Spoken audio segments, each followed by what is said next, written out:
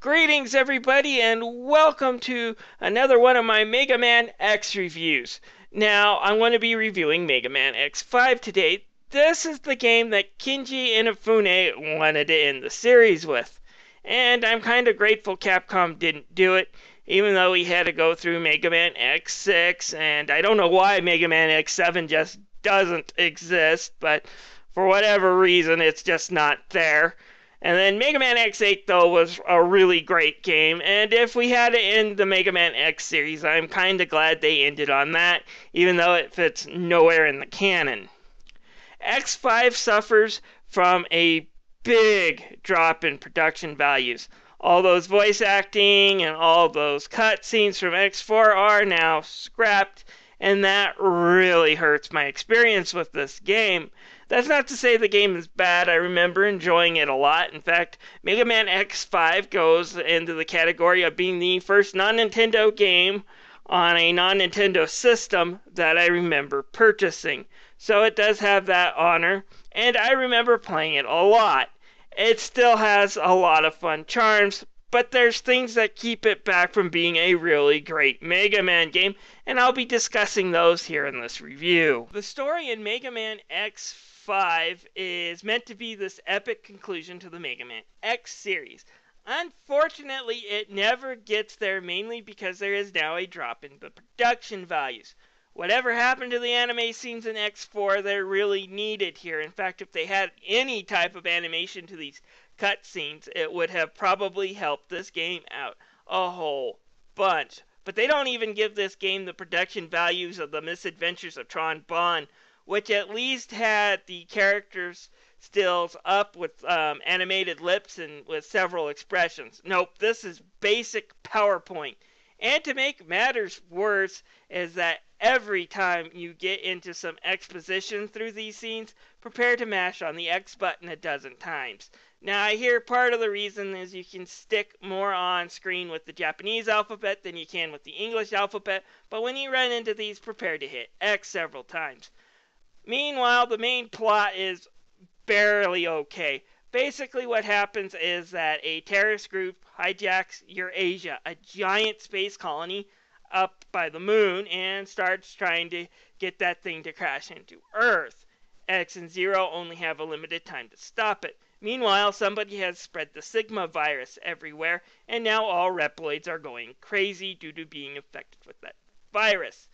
X's partner Zero has also come in contact with the virus, but he is growing stronger from it rather than getting weaker, and he's starting to remember things from his past that he doesn't exactly want to remember. So while X and Zero are running around causing chaos, you get that Sigma's up to something that's not good in the background. The ending is okay, but it's not this epic ending that I think is trying to be pushed on us, or as big as the creators thought. That's why I said it's okay that they made X6 and X8 and another game that may or may not exist. But the way this would have concluded if this had been the last X game would have been a big disappointment. So I'm kind of glad this wasn't the last game, mainly due to production values. Now, another problem I have with the game is, like I said, there's a lot of exposition. And meet the most annoying navigator / exposition person in video games. She makes Navi and Fee seem tolerable. Aaliyah.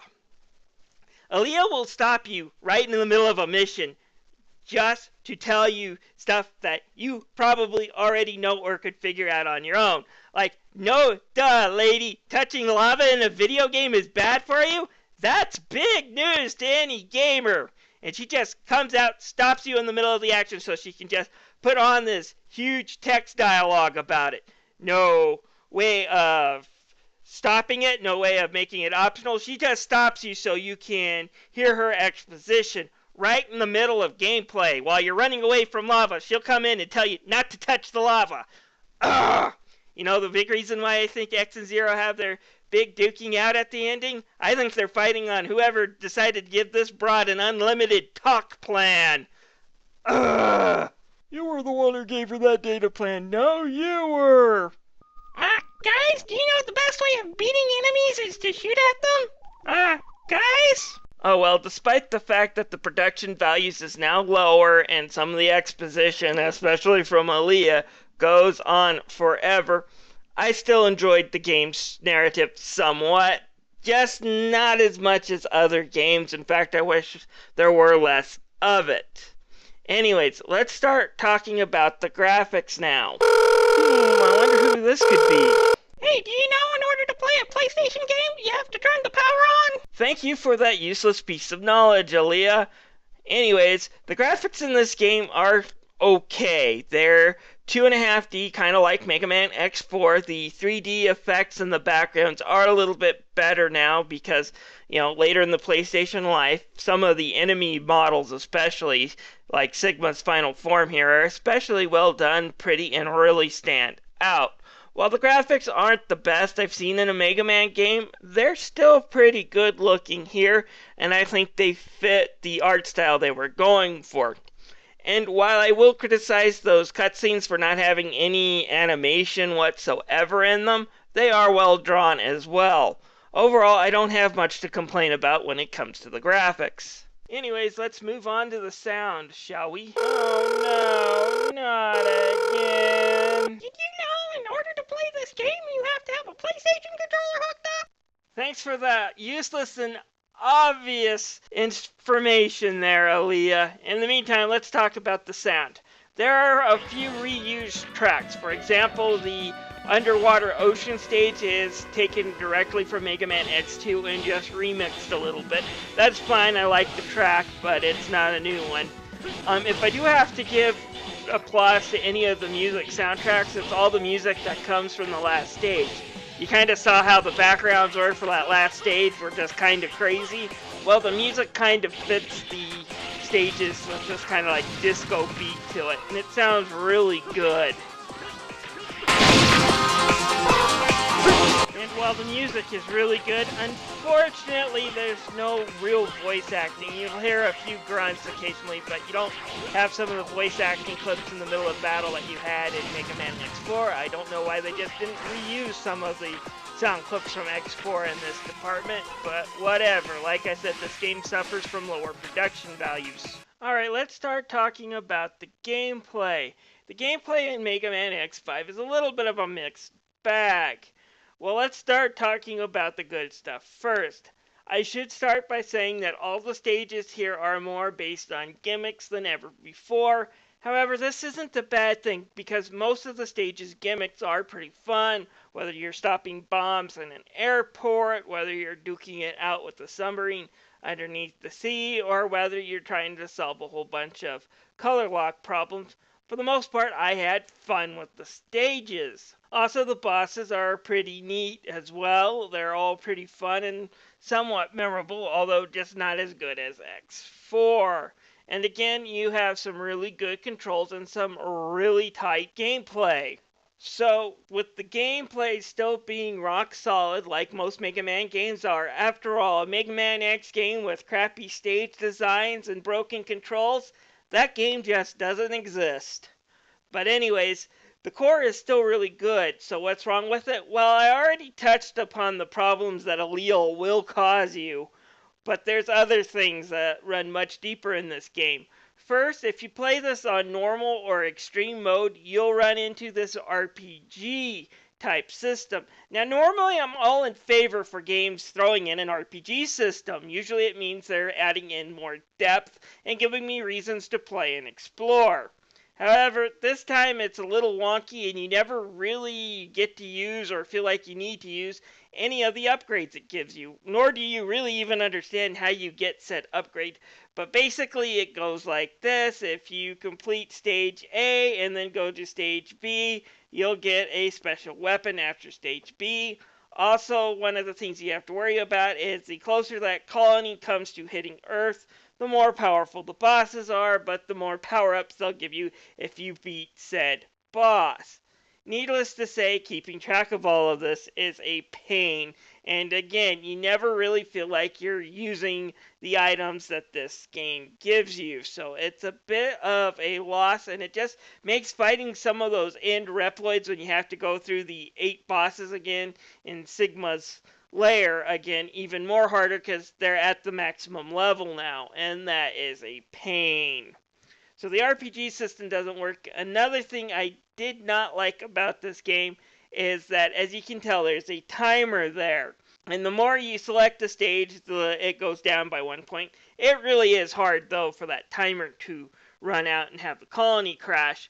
However, just because you beat those bosses and fire the Enigma and then do this backup plan, which is the shuttle, does not automatically mean that you stop the colony. You can launch the shuttle with all its parts and then build the Enigma with all its parts and still have the colony crash in. And when that happens, you get the bad ending, which is still pretty interesting of an ending. The problem with getting the bad ending, though, is it takes Zero away from you because Zero decides to go Maverick when that happens. And the problem with this is that when you lose Zero, if you chose Zero as your first guy, you'll lose X's fourth armor. And you'll need the fourth armor in order to collect the other two X armors. And there's another problem with the game right there. Not only if you select Zero as your opening character, do you lose the chance of getting any of X's armor, but you're also left with regular X. And then these other armors that you can collect for X aren't that good compared to the fourth armor. First is the Falcon armor. This allows X to fly long distances, which would be great, but the stage gameplays and their gimmicks really don't allow you to use it very much for exploration, and its blaster is pitiful. Watch, it goes right over people's heads. It's just not a very fun armor to use. However, it's a great armor compared to the Gaia armor, which is the second armor X can get. This thing allows you no special weapon uses, has slow range, makes you move as slow as a snail, but it protects you from spikes, which there isn't many in this game to really require you to equip this rather bulky armor. Another complaint I have also with X's armor is that unlike the previous games where you collect a power up and you're automatically able to use it, here in order to use these armors you gotta collect all the pieces for them in order for X to use them. So they're disappointing armors and it's just not worth the time to collect them, which is unfortunate. Oh well, there is at least one piece of interesting trivia to go along with this game. If you have ever seen this game's instruction booklet, you will notice that the bosses' names have been changed in the actual game from what they are in the instruction booklet and what they were originally intended to be. Someone at Capcom of America decided to change all these guys' names to have something to do with the rock band Guns N' Roses, hence the name like Izzy Glow and Slash Grizzly, based off of the names of that band. It's an interesting trivia point. It kind of makes me wonder if they ever did to make a Maverick Hunter 5, if they would have kept those names like that, or if they would worry about a copyright dispute nowadays. Still an interesting piece of trivia, though. Did you know in order to play this game, you're going to have a TV? Somebody find a way to block her. Anyways, this game isn't bad. It's got a few good ideas, even a few good throwbacks to the original Mega Man games, because we do have something in this game story that relates to the classic game storyline. So they threw in little gameplay elements of the original Mega Man games too, and I like that, and the core game is still pretty fun. So this game isn't bad, it's just got a few problems, and I'll take the problems this game had over the problems that were in Mega Man X3. I give it at about a 3.7 out of 5 if I had to give it a rating, that's what I would give, and it might be worth $5 on the PSN if you're a Mega Man fan. Now, if you own the X Collection, there is one area of this game where I do have to say the X Collection did it better. And that is, in one of the stages, the Dark Dizzy stage, I do believe, the game slows down terribly in the PlayStation version, and the X Collection, it actually goes through rather smoothly. But that still doesn't make up for the fact that this X Collection has that terrible sound mixing. Still, it's nice they at least fixed one of the bugs in the original game on that collection. Anyways, that's it for me today. If you like this review and have any thoughts on Mega Man X5, feel free to share your thoughts down below in the comments. This is Tommy the Keyblade Master signing. Did you know that in order to see the TV screen, you have to open your